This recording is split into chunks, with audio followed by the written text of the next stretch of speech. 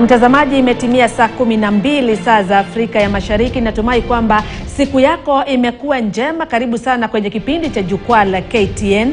Hii leo tukiangazia afya yako, hususan afya ya akili, ikizingatiwa kwamba mwezi Mei ni mwezi wa kutoa hamasisho kuhusiana na afya ya akili. Karibu sana mimi mtazamaji, na hapa kwenye studio ninao wageni wawili ambao mmoja ni daktari na pia ni mshauri nasaha, Daktari Joseph Gishui. Karibu sana kwenye studio. Asante sana Agnes. Na pia tunaye Mary Wafula, ni mwenye kisa, atakuwa anatueleza mengi kuhusiana na jinsi alivyopata matatizo ya akili, alisaidika vipi, na kutokana na ile hali ambayo alipitia anatumia yale ambayo aliyafahamu na kuyaelewa vipi kuwasaidia wenzake. Karibu sana Mary kwenye studio. Asante. Mtazamaji karibu sana, mimi ni Agnes Gakunga, na bila kupoteza muda tuanze na wewe daktari. Wakati tunapozungumzia mara nyingi afya ya akili, kama mtaalamu, tofautisha kati ya mtu aliye na matatizo ya akili na yule ambaye ana kichaa, ambaye anajulikana sana kama mwenda wazimu. Kusema kweli, kwa hivi sasa hatutumii jina kichaa, kwa sababu hilo jina huwa lina unyanyapaa ambao unahusikana nao. Ndio. Mtu ambaye ana ugonjwa wa akili ni kusema yeye hayuko hahisi nafuu ya kiakili. Hivi ni kusema nini? Huwa magonjwa ya kiakili ni tofauti na huwa yanaanzia kutoka umri wowote. Huenda ikawa kama vile haya magonjwa kwa sababu haya magonjwa hayaangaziwa vizuri, watu wengi huku Kenya hawajui takriban nusu ya watu ambao wanaishi huku Kenya wana shida moja ama lingine, ama katika maisha yao watapata shida moja ya kiakili ama nyingine. Na ukiangalizia kama vile hapa Nairobi, tunaongea idadi hiyo ni kubwa zaidi kuliko hata vile ambavyo tunavyowaza. Kumaanisha mtu ambaye ako na ugonjwa wa wakati tunaposema kama hapa Nairobi idadi hiyo ni kubwa, kwa mfano kati ya watu 10 ni watu wangapi walio na matatizo ya akili? 4 ama 5. 4 ama 5. Hiyo ni 50%. Kati ya watu hao, kati ya watu 10 kuna 5 kwa muda wao kuwa hai watakumbana na ugonjwa wa akili. Haya, tukiangazia sasa Kikenya ndio ujue hii shida ni kubwa zaidi. Afrika kote Kenya imeshika nafasi ya nambari 5, nchi ambayo ina idadi kubwa ya watu ambao wana shida za akili. Tukiangazia uwezo wa huduma za kusaidia watu, Kenya tuko nyuma zaidi. Tuko nyuma zaidi kumaanisha nini? Huku Kenya kuna kitanda kimoja kwa watu 200,000 ambao wanaweza kuathirika na shida ya ugonjwa wa kiakili. Kumaanisha tuko nyuma, na tena hatujakubali kwamba tuna shida yenyewe. Unajua mwanzo wa kutatua shida ni kukubali shida ipo. Kufahamu kwamba kuna shida na pia kukuwe kuna suluhu. Suluhu ziko. Shida ni ya kwamba hatujakubali kwanza mwanzo tuna shida yenyewe. Lazima tuanzie hapo. Lazima watu wote na tuamini kama ama tujue kama jamii shida hili lipo na hakuna mahali ambalo litaenda tusipoanza kulitatua sasa hivi.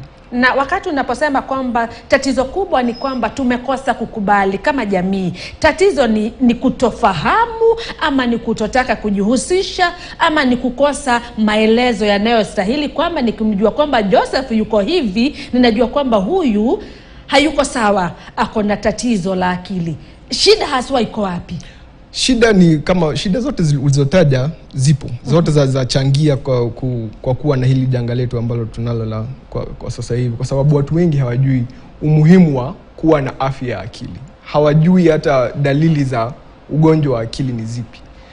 Tena kuna mambo ya kitamaduni ambayo pia yanatukumba. Unapata mtu akisemekana ana shida ya akili, tayari huwa kuna yule unyanyapaa, mtu anamuona ni kama yule tayari anabandikwa jina ni kichaa. Kwa tamaduni zetu zingine unapata watu ambao wana hizi shida hawakubaliwi na pia wanafichwa.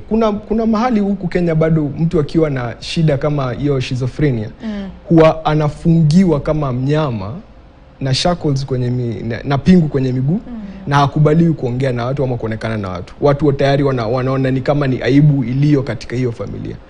Haya matatizo ndio yanafanya kuwe kuna ugumu ule wa hata kuanza kusaidia kwa sababu hatujakubali. Hili ni shida la kijamii ambalo tuko nalo na ni lazima tuanze kulikubali ndiposa tuweze kutafuta jinsi ama kubuni jinsi ya kujisaidia wenyewe.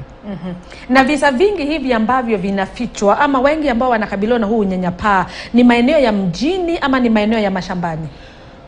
Sana sana ni mashambani, lakini pia mjini kwa sababu kuna vile vitongoji katika mji ambavyo watu ambao wanaishi pale wana shida za kutokuwa na ule ufahamu wa kwamba hili ni shida ambalo watu huweza kulikumba katika maisha yao. Kwa hivyo hata pale kwa hivyo vitongoji bado shida ile ipo. Lakini sana sana ni kule vijijini kwa sababu watu hawajapatiwa ile elimu ama kujua vipi ambavyo wanaweza kusaidia au mtu wao. Umetoeleza kwamba barani Afrika tuko nambari 5. Utatuelezea mengi na haswa tukua pale inamaanisha nini. Lakini kabla hapa nikuja kwako Mary. Mary, tueleze hali yako mwanzo ilianza vipi na ilikuwa ni lini? Hali yangu wacha nirudi kwa ujauzito wangu sababu mimi nimepitia kitu inaitwa postpartum depression. So kwa ujauzito wangu zote zilikuwa smooth, sikuwa na shida yoyote. Wakati nilienda kujifungua, niko na watoto 3 nitaanza hapo. So niko na mapacha as my firstborn. Then wa pili sasa ndio msichana. So wote ujauzito wangu ulikuwa sawa. Wakati nilienda kujifungua huyu mdogo, sasa huyu msichana. Yes, huyu msichana. Hawa pacha walikuwa mwaka 1 na miezi 5. Mwaka 1 miezi 5. Wakati sasa ulikuwa unajifungua sasa huyu wa 3. Ndio. So inamaanisha hawa watoto hata wako wamefika mwaka 1 na nusu. Sasa bado wananihitaji. Lakini mimi sababu niko na huyu mdogo, niko na hawa wengine na niko na kidonda changu nafaa kupitia nauguza So napata hizo vitu zote ni ngumu kwangu sababu kila mtu anajua wakati unakuwa na mtoto akili yako pia iko mbioni, unafaa kujitegemea, unafaa pia uangalie mtoto wako. So kwangu mimi niko na watoto kama 3 sasa mara moja. So hao ni kama nawalea kama triplets sasa kwa sababu kigumu sana hapo ilikuwa hao kukubali kwamba ama mimi kukubali kwamba hao wako, sababu kuna wakati nilikuwa nafikiri nasikia nimechoka, nataka tu mtu akuje wachukue waende, kama ni kutembea mahali waende tu ndio mimi nibaki kivyangu nijiuguze na pia nisaidia kaka. Waondolewe kidogo ni kama huo mzigo upungue. So matatizo yangu mwanzo si kuonekana kama niko na tatizo. Lakini baadaye watu walianza kuniona na wanaangalia, Mary unabadilika. Kila siku unabadilika. So wakikuja kuniongelesha, wananiambia Mary tumeona au uko ule Mary ulikuwa shida ni nini? Mimi naambia hakuna shida sababu mimi yangu ilianza na hasira ndogo ndogo. Na nikurudishe nyuma kidogo kwa sababu umezungumzia kwamba hata watu walianza kubaini kwamba kuna tatizo. Mary hayuko jinsi Mary wa kawaida alivyo. Hali ilianza punde tu wakati ulipojifungua ama ni wakati ulipobaini kwamba una ujauzito mwingine? Alibadilika wakati nimetoka hospitali kujifungua huyu mtoto wa 3. So hapo ndo wakati nikitoka hospitali nilikuwa sawa. So wakati nafika hivi kwa nyumba sikujua nianzie wapi. Sababu wao wawili wananingoja, huyu mdogo ananihitaji. Na walikuwa wamekukosa kwa siku kadhaa kwa sababu wakati ulipokuwa hospitalini. Ni ukweli. So kwa hivyo walihisi hata pia hilo pengo la kukosa mama. So hawa wananikimbilia na mimi nashangaa mnakuja kufanya. Na niko na mwingine hapa. Kwani hamuoni? Alafu kuanzia hapo sasa akili yangu inaniambia hawa watoto washakuwa wakubwa, wanaona vile vitu unafanya. So hasira yangu ilianza kwao. Kwa sababu gani? Mimi nataka wafanye kitu venye niliwafunza nikienda hospitali. Na ni wadogo bado. Na ni wadogo. Unaona? Akili yangu inaniambia wakichukua hata sukari, mtoto ni mtoto. Wakichukua hata sukari kidogo wakalamba, kwangu hiyo ni kitu kubwa. Unaona? Juu mimi naona kama nilifunza watu msikuwe mnalamba sukari, msikuwe mnamwaga uji kwa kiti. So hapo hasira yangu inanituma kuwachapa, na nilikuwa nawachapa na kitu yote ile nitapata mbele. Wakati unasema unawachapa na kitu chochote, ni haswa nini ulikuwa unachukua? Mwiko, kiatu, mkono yangu. Najua typical African mother, nikisema hivyo unaelewa ya? Ile wakati yenye uko na chapo alafu usipolia unaulizwa, Sasa mimi umenibebea kichwa, si ndio? Nikuongeze.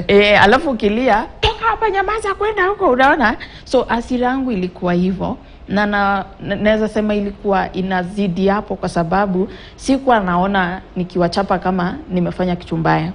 Then after muda kidogo, tuseme kama 30 minutes hivi, dakika 30, naanza kujiuliza, na ilikuwa lazima niwachape kweli? So hapo ndo akili yangu sasa inanirudia, nilikuwa niwachape kweli?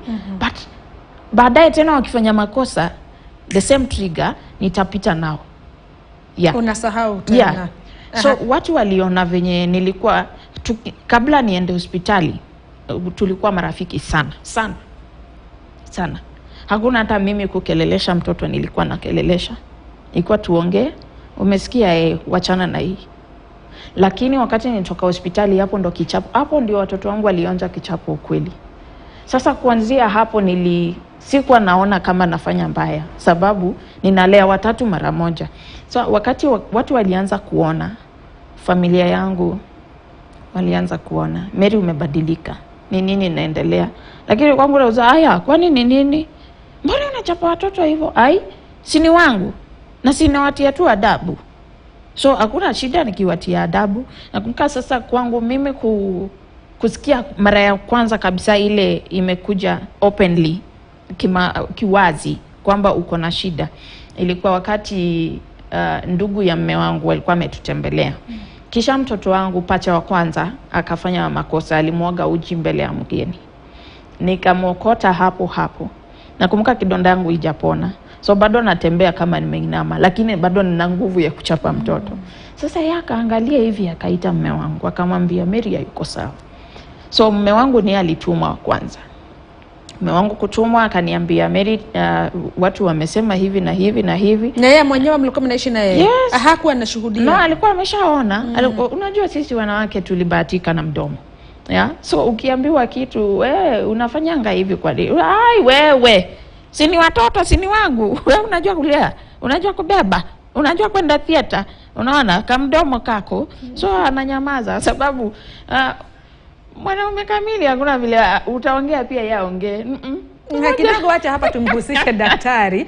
Kulingana na utaalamu wako, umesikia simulizi ya Mary, na anasema kwamba yeye wakati safari yake ya uzito miezi hiyo 9 hakuwa na tatizo, lakini wakati alipoingia kwa nyumba baada ya kutoka hospitalini kujifungua huyu mtoto wa 3, ndio shida ilianza. Huenda hii shida labda ilikuwa imeanza hata kabla ya kujifungua, lakini hakujua. Mwanzo swali kama hilo ni lazima ingelikuwa ni mume ama mtu ambaye anaishi naye kwa karibu ambaye angetueleza.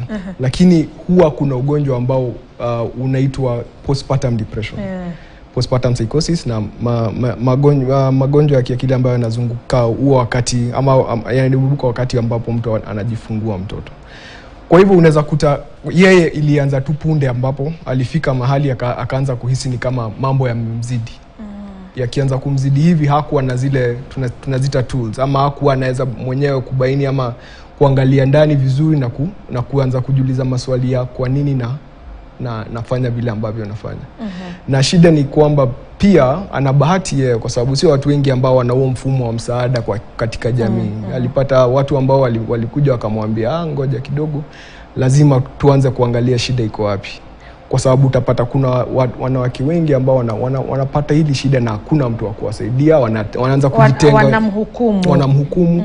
Mwenyewe anaanza kujitenga kutoka kwenye jamii, kwa sababu mwenyewe anaona hilo ni ghadhabu anafanywa, ni hujuma ambayo anatendwa yeye. Anaona ni kama anadharauliwa. Na sasa zaidi, na hiyo inakuwa ni kama ni shimo ambalo yeye anajishimbia na jamii namchimbia zaidi. Mwisho unapata huyu mtu ameshindwa kabisa kujimudu katika jamii. Na wakati sasa unatueleza kwamba jinsi watu ambao ulikuwa unaishi na wao, familia yako, pia majirani, wakajua kwamba hapa kuna tatizo na wakaanza kueleza kwamba Mary hauko sawa, kuna tatizo fulani. Ilikuwa rahisi wewe kukubali kwamba kwa kweli kuna tatizo? Hakuna mtu ukubali kirahisi. Hakuna mtu ukubali kirahisi. Sasa kwangu mimi niliona kama mnaingilia mambo yangu sana. Kama ni kuchapa watoto, na wachapa kwa sababu mimi ni mama yao na walea. So sitabembeleza mtoto, hiyo ilikuwa kwa mdomo yangu kila siku. Siwezi bembeleza mtoto, kama amekosa amekosa, unaelewa? Na mume wangu walikuwa naona, lakini alinyamaza. Sasa kuna wakati watoto wangu walikuwa wameshazoea, sasa nikipita nikichapo, nikitokea nikichapo. Lakini sasa kwa sababu ni wadogo hawawezi ongelesha mtu waka express vile wanasikia. So kuna wakati nilikuwa natoka kwa bafu kwenda nikivaa nguo, nikapita pacha wa kwanza. Wakati aliniona akajifunika. Unaona tunaita defense mechanism ya kama nikutupie kitu, nikikurushia utajifunika ya unajikinga. So mtoto wakati aliniona nikipita alijifunika. Sasa nikajiuliza, ni ukweli hii kitu imenipata, kwani nimekuwa naumiza watoto? Ya kwangu mimi iliniweka chini kama mama ya watoto, kwa sababu nataka tukue marafiki vile tulikuwa. Lakini kumbe watoto washaniona, wakiona mama wanaona vita. So walikuwa ananitoroka. Huyu pacha wa pili kwanza hapendi vita hata kidogo. Sasa yeye alikuwa ananiondokea kabisa. Huyu wa kwanza ningepiga lakini bado atarudi hapo tu. Sasa wakati nilipita akajifunika, nikarudi nikavaa nguo, alafu tena nikipita mara nyingine ili happen mara 2. So nikapigia mume wangu sasa simu, nikamwambia vile kunaenda hivi ndio mtoto ameniona na akafanya ishara yenye amefanya, na kama ni ukweli nimekuwa naumiza. Akaniambia nilikuwa nimekwambia na hukuwa unaamini. So vile daktari amesema, kitu ya kwanza ni kujikubali. Hapo ndo nilianza kujikubali kwamba ninaumiza watoto. Na akasema nitakuja jioni tukaongee. So wakati aliingia jioni, alianza na ilifanyika aje, nini iliendelea. So mimi kwanza tena kueleza, sikuwa nataka kumchapa ama sikuwa nataka nimpige, nilikuwa tu napita, lakini alifanya hivi. Akaniambia hiyo ni red flag, inamaanisha mtoto anajua vita ni nini. Na hakuna, mimi kama mzazi singependa mtoto wangu alelewe kwa ile jamii yenye tunaona vita kila wakati, sababu mimi na baba yake hatupigani. Hata kama ni kwa maneno 2 years, lakini vita physical So singependa mtoto wangu aone vitu kama hizo zikitendeka. Sasa nikamwambia mume wangu, I think tunafaa kutafuta usaidizi. Naye akapigia rafiki yake ambaye ni mtaalamu wa vitu za afya ya akili.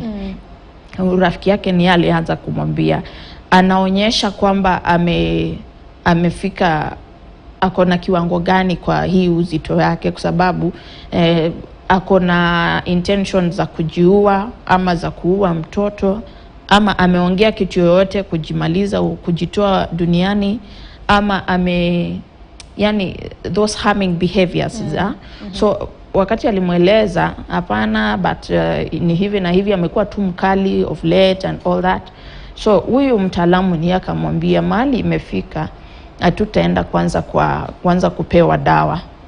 Ile kitu tutafanya, tunafaa kumpatia kwanza support, watu wakuwe karibu na yeye, wakumsaidia.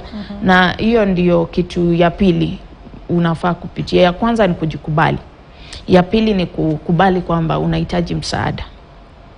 Na msaada ukuja kama umeongea. Hakuna mtu mimi sitakuona kama microphone yako iko mbaya na nikwambie na ukatae na nikuforce. Kama nitaona haiko sawa na pia wewe useme haiko sawa, ndio tutaita mtu wa kutengeneza, sivyo?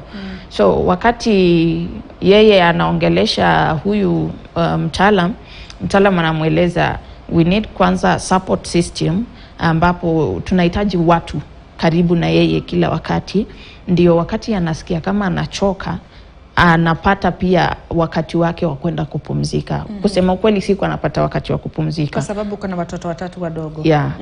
Na kwa hiyo support system nilipata dada yangu. Ndio tulikuwa na msichana wa kijakazi, lakini kuongezwa kwa sababu ya pia yeye anachoka, unaona. Na si mama ati ataelewa vile wa mama wanakuwa. So waliongelesha dada yangu Susan, ambaye bado ni caregiver wangu mpaka wa leo. Na pia mama yangu mkwe wakakuja. So nilikuwa na niseme watu watatu wa kunisaidia hapo pamoja na mume wangu wakiwa sasa 4. Haya, asante. Kwake yeye alikuwa na bahati kwa sababu alikuwa na wale watu, familia ilikuwa kwa karibu sana naye kumsaidia. Lakini kuna kitu ambacho alikitaja hapo mwanzoni. Mumewe alikuwa anaona hizi dalili, majirani pia wanaona na wanazungumza, lakini mumewe licha kwamba alikuwa anaona na hata anaambiwa, hakuwa anasema. Alikuwa ananyamaza mpaka wakati huyu Mary alijigundua, alijikubali kwamba kwa kweli kuna tatizo. Hatari iko wapi iwapo yule ambaye niko naye karibu anaona lakini ananyamaza, na pia nami niwe sijikubali? Hatari iko wapi ikiwa ni hapo, na kwanza ikizingatiwa kwamba hawa wako na watoto 3 wadogo kwa nyumba? Hatari hapo kwa kusema kweli ni mwanzo ndoa hiyo huenda ikavunjika. Pili, hawa watoto tayari ameanza hicho ni huu woga ambao anahisi ama huo wasiwasi ambao anahisi tayari huwa unasababisha ugonjwa ambao ugonjwa wa wasiwasi. Ama pia zaidi unafanya huu mtu anaanza kuwa anasononeka kutoka akiwa mchanga. Kumaanisha tayari umemwambukiza ule mtoto ugonjwa fulani wa akili. Kuzidisha pale ni kwa sababu ukinyamazia ugonjwa wa kusononeka huwa unaenda tu kizidi. Umehisi kama vile Mary alisema, daktari mwanzo alimuuliza, alianza kupeleleza iwapo anahisi kumuumiza mtu ama kujiumiza mwenyewe. Hiyo ni kumaanisha iwapo hakuna mtu ambaye ataanza kumpatia huo msaada ambao anahitaji, atafika pale na huo wakati sana ukiwa na watoto ambao wanahusika, watoto wanaumia, mwenyewe anaumia. Na saa zingine huenda ikakiuka wanajiumiza wote na muoni sasa haya maisha hatuwezi endelea hivi na watoto wenyewe wanaumia na yeye mwenyewe anajiumiza. Kwa sababu tatizo lake lilibainika na hata msaada ukafika kabla ya tatizo kuenea. Ni kama ni moto kabla haujaenea zaidi. Lakini kuna maswali mawili ambayo ama kuna suluhu mbili ambazo yule daktari alitoa. Alisema kwamba kuna dawa na pia kuna ushauri ambao atapata ama msaada atapata iwapo jamii yake itakuwa karibu sana naye. Na huyo akakuwa kwamba mahali alikuwa amefika hajafikia pa kupewa dawa. Itakuwaje sasa muathiriwa wa tatizo la akili itafikia wakati sasa itahitaji sasa apewe dawa? Iwapo ameanza kuwa na hivyo dalili za kuwa anajiumiza ama anaenda kuumiza mtu mwingine, hiyo ni dalili ambayo inasema lazima kwanza anahitaji usaidizi wa dharura. Ya pili, unamuona ameshindwa kumudu ama kufanya vitu ambavyo mtu wa kawaida ama mbeleni angeweza kuvifanya. Kumaanisha ana huzuni sana, hataki kula ama anakula zaidi. Unampata yuko pale hana hamu ya kufanya kazi, hana furaha kabisa. Huyo mtu hawezi function kwenye society. Huyo ni mtu ambaye lazima tuanze kuangalia jinsi ya kumtoa kutoka ile shimo ambayo yumo pale ndani. Ndiposa iwapo atahitaji dawa kwa muda mrefu tutakuja kubaini baadaye, lakini mwanzo ni mtoe pale kwenye ile giza ambalo analiona limemzunguka. Hapo ndipo utaanzia matibabu mwanzo na dawa, kisha mnaanza hayo mambo ya support system ama huo msaada ambao kama yeye alipata kutoka jamaa. Alafu pia anaenda kwa zile groups ambazo watu wanasaidiana, wanaongea na anaweza kuamini kwamba ataweza kupata msaada na ataweza kupona kutoka shida ile. Na tunapozungumzia kuhusu matatizo ya akili, sio kwa watu wazima peke yake, pia watoto. Mtoto anaweza pata matatizo ya akili akiwa na umri wa kutoka miaka mingapi ama miezi mingapi?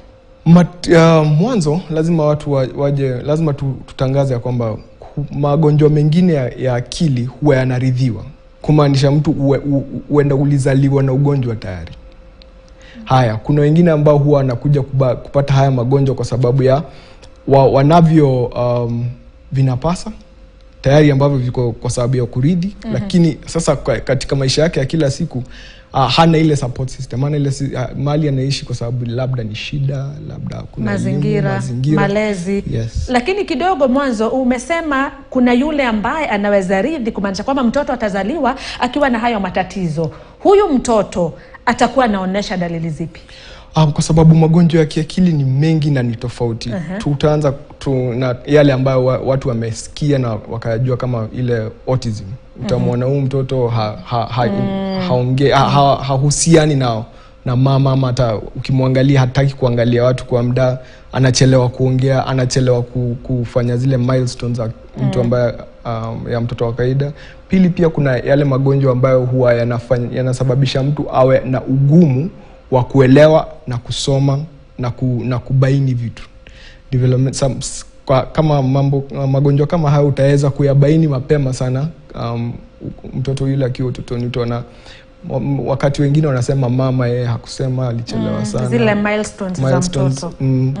Haya, kuna zingine ambazo huwa pia magonjwa haya jambo ambalo hatukulitaja ni kwamba kuna yale ya kisaikolojia. Sababu za magonjwa ya kiakili, kuna yale ya kisaikolojia na kuna yale tunaita organic. Organic ni kusema vipi? Organic ni kumaanisha akili yenyewe kuna kitu ambacho kiliadhiri. Mfano, mtoto akizaliwa patikane alipata trauma pale katika kuzaliwa, anapata hiyo ugonjwa unaitwa cerebral palsy. Huo ni mmoja wao. Huo mtoto unaona shida zake zitaanza mapema sana kimaisha. Na kuna wale ambao kisaikolojia hizo huwa kawaida huwa zinakuja baadaye kidogo, kwa sababu mazingira pia huwa yanacheza they create an impact kwa huo mtu.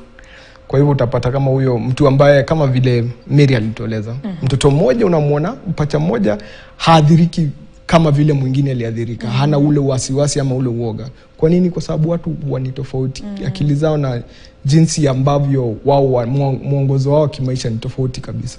They're very individual. So mtoto kama huyo utaona anaanza pata wasiwasi ama anaanza kupata hizo signs of depression mapema sana akiwa mchanga kuliko huyo mwingine.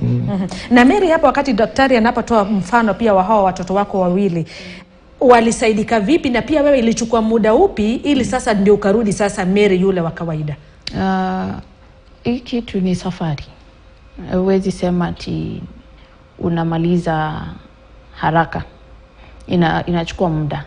So kwa watoto, wakati nilianza kujitegemea, wakati nilianza kuona kwamba ni ukweli nimepatwa na postpartum, so nikajikubali, nikauliza msaada. Hapo nikaanza kurudisha uhusiano wangu na watoto. Sababu singetaka pia watoto wakatae mama wakiwa wadogo hivyo. Inaumiza. Kama kila mama anataka kukaa na mtoto wake. So kwangu mimi nilianza kuleta kwanza uhusiano na watoto. Na mtoto akili yake ni hiyo tu, mama ni mama. So watarudi like immediately.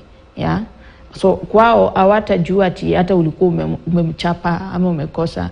Wakati unaanza kuleta uhusiano tena, urafiki tena nao, wanasahau ile ilishapita. Wanarudi normal like hapo na hapo. Haya, shikilia hapo Mary.